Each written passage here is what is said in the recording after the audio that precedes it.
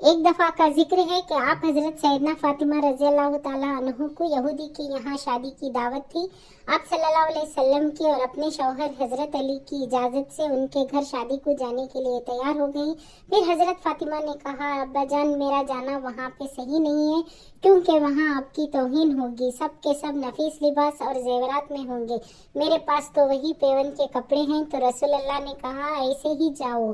تو اللہ تعالیٰ نے جنت سے ملائکوں کی فوج کے ساتھ جنت کے کپڑے اور زیورات بھیجے، ایسے زیورات جو کسی کے پاس نہیں تھے، جسے دیکھ کر شادی میں سب لوگ بے ہوش ہو گئے اور تھوڑی دیر بعد سب کو ہوش آیا، لیکن دلہن کو نہیں آیا کیونکہ اس کی فوت ہو چکی تھی۔